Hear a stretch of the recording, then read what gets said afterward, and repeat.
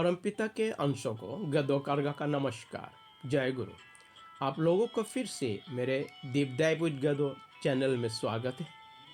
आज मैं मेरा 14th एपिसोड को लेकर आया हूँ। अब की बार शांति की मार्ग पार्ट 3 की चर्चा को लेकर आप लोगों के समक्ष प्रस्तुत हुआ हूँ। अगर मेरा ये आलोचना आपको अच्छा और इंस्पायरिंग लगा तो लाइक, शेयर और अब तक सब्सक्राइब नहीं किए हैं तो ज़रूर सब्सक्राइब कीजिएगा। ऐसा करके परमपिता की संदेश को दुनिया में फैलाने में मेरा सहायता करके आप भी पुण्य कमाइएगा। बेल आइकन भी ज़रूर प्रेस कीजिएगा ताकि मेरे आने वाले एपिसोड आप तक सबसे पहले पहुंचे। वैसे आत्मज्ञान अथवा सेल्फ रियलाइजेशन के द्वारा ही इंसान ईश्वर की मर्जी व वक्त के आगे खुद को समर्पण करने की ज्ञान हासिल होता है। समर्पण की भाव इंसान को स्वीकार करने के भाव को सिखाता है। जब इंसान में स्वीकार करने की कला आ जाते हैं तो जीवन की हर विपरीत परिस्थितियों में मन स्थिर रहते हैं, शांत रहते हैं, विचलित नहीं होता। जिसकी सेल्फ रियलाइजेशन अथवा आत्मज्ञान नहीं, ऐसे लोग अपने भीतर की अहंकार को पहचानने में असमर्थ होते हैं और अहंकार युक्त लोग जीवन में कभी विपरीत परिस्थिति आ जाते हैं तो अशांत मन से कहते हैं या सोचते हैं कि मेरे जीवन ही ऐसा क्यों, मेरे नसीब ही खराब क्यों। और इस तरह अहंकारी लोगों में सहन शक्ति कमज़ोर होते हैं और आत्मज्ञान अथवा सेल्फ रियलाइजेशन इंसान को खुद के भीतर फल फूल रहे अहंकार को पहचानने की कला प्रदान करते हैं और ऐसे लोग अपने भीतर की अहंकार युक्त मन की पुकार को तवज्जो देना बंद कर देते हैं और इस तरह शांति के साथ जीवन बिताते हैं। मेरे गुरु श्री श्री ठाकुर अनुकूल चंद्र जी हमें उसके हस्तलिखित सत्यानुसारण नामक किताब द्वारा समझाते हैं कि कुछ भी मत चाह कि अप्राप्ति ही दुख का कारण है। पर इसका मतलब यह नहीं कि हम बिना हिले डुले चुप होकर बैठे रहें। मेरे गुरुजी की इस उपदेश को पुष्टि करते हैं भगवान श्री कृष्ण की अर्जुन को दिए हुए उपदेश। गीता के उपदेश में भगवान श्री कृष्ण अर्जुन को समझाते हैं कि कर्म करो फल पर कर्मफल की इच्छा के बगैर। भगवान कृष्ण की इस उपदेश से ये समझ में आता है कि कर्मफल की इच्छा से मन संसारी चीज़ों में आसक्त हो जाता है और आसक्ति से ही दुख या अशांति उत्पन्न होता है। भगवान श्री कृष्ण आगे समझाते हैं कि कर्मफल को लक्ष्य करते हुए कर्म करने पर कर्म में मन 100% नहीं डूबता। इसीलिए कर्म पूरे सटीकता के साथ पूरा नहीं हो पाता। अतः मनचाहा फल प्राप्त नहीं करने पर दुख या अशांति इंसान को घेर लेते हैं। आगे भगवान श्री कृष्ण बताते हैं कि तुम्हारे कर्मों का फल को देने वाला मैं ही हूँ। तुम्हारे चाहने से या न चाहने से कुछ नहीं होगा। फल का क्या रूप होगा वो मैं तय करता हूँ। तो इस वार्तालाप से हमें ये समझ में आता है कि हमें कर्म तो जब तक सांसें चल रहे हैं करना ही करना है, पर बेहतर होगा कि हम कर्मफल की आशा ही ना करें और कर्मफल को ईश्वर की मर्जी पर छोड़ दें। और अगर अभ्यास द्वारा हम इस कला को सीख पाते हैं तो हम जीवन में शांति की सागर में गोता लगाते रहेंगे। इस दुनिया में जो कुछ भी हासिल करना होता है तो जिसको करने से या जिस रास्ते पर चलने से उस चीज़ को हासिल होता है, ठीक उसी को करना होगा और ठीक उसी रास्ते पर चलना होगा। मेरे गुरु श्री श्री ठाकुर अनुकूल चंद्र जी कहते हैं बिना किए पाने की कोशिश करने वाले को विपदा घेर ही लेते हैं, पर हम इंसान थोड़ा करके ज़्यादा या मुफ्त में पाने की आशा करते रहते हैं।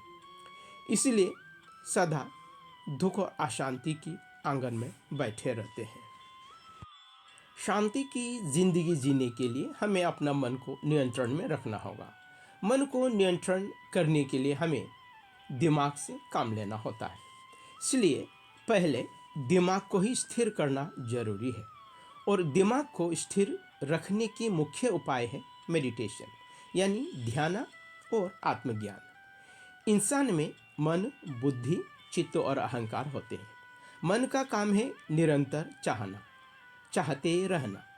बुद्धि का काम है मन की वो चाहते सही है या गलत उसकी फैसला करना, और मन की चाहतों को किस तरह पूरा करे उसकी उपाय खोजना, योजना बनाते रहना।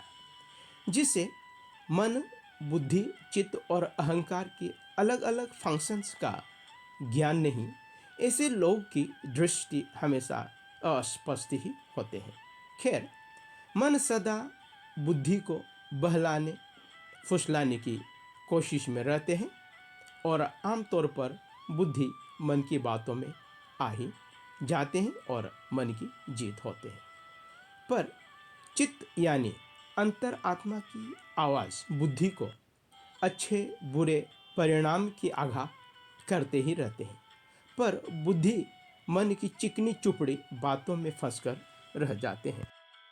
अतः ईश्वर के प्रति आसक्ति होने के साथ साथ निरंतर मेडिटेशन करने पर बुद्धि मन की बातों में अंधाधुंध नहीं फंसकर चित्त की आवाज़ को सुनने और समझने में सक्षम हो जाते हैं, एक्सपर्ट हो जाते हैं।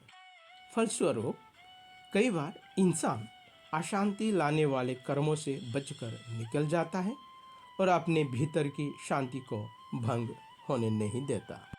अहंकार एक आदमी को दूसरे के साथ तुलना कराते रहते हैं, अपने पहचान को दूसरों के साथ बराबर या ऊपर स्थापित करने की फिराक में हमेशा रहते हैं। वास्तव में अहंकार अपने अस्तित्व की पहचान कराने के लिए है और खुद की रक्षा करने के लिए है। अहंकार न होता तो हम इंसान हैं इसकी कोई भान ही न होता और हम अपने देह की महत्व को समझ ही नहीं पाता।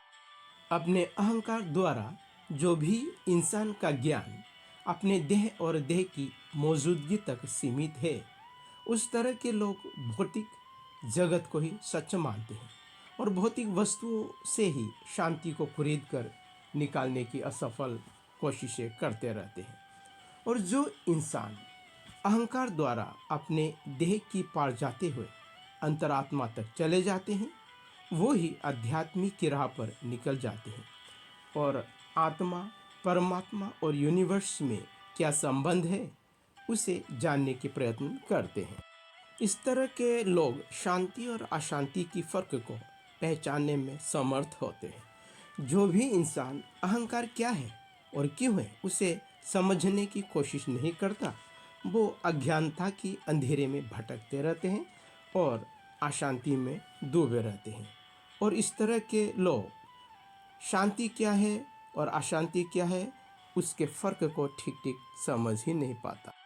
ऐसे मानसिकता वाले लोग उस जीव जंतु के समान हैं जो ये भी सोच नहीं पाता कि काश मैं भी इंसान होता या मेरा घर परिवार होता।